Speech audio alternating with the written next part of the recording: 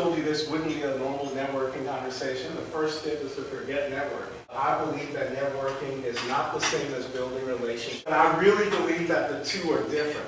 Look at these two groups. If I were to ask you which one of these groups you prefer to be a part of, I would imagine most of you would prefer to be a part of this group. And what really happens, if you think back to any networking event that you've been to, what happens is there are a bunch of folks who go around and just meet people randomly.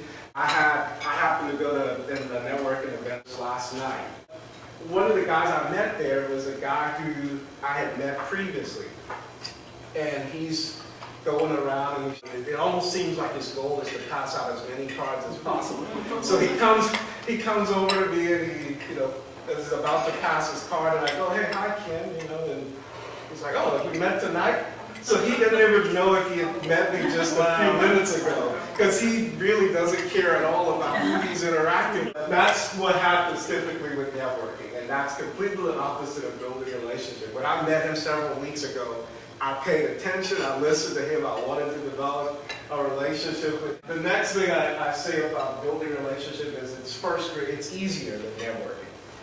You read those networking books and they tell you, you've got to do this, you've got to do that, here's how you work the room, here's how you do, step A, B, C, D, E, and quite frankly, that can be tiring.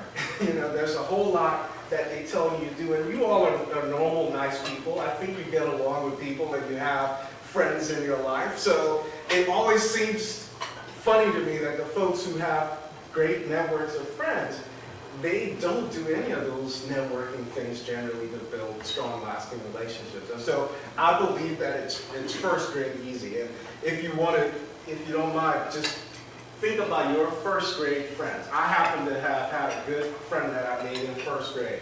At some point in life, we were separated by the Atlantic Ocean because I was still in Liberia and he was here in Philadelphia. But we are still friends today.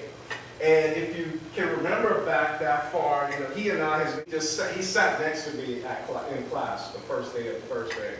And we just sort of hit it off. We just kept talking, and I can't remember the exact first conversations, but I can guarantee you it was nothing like what the networking folks tell you.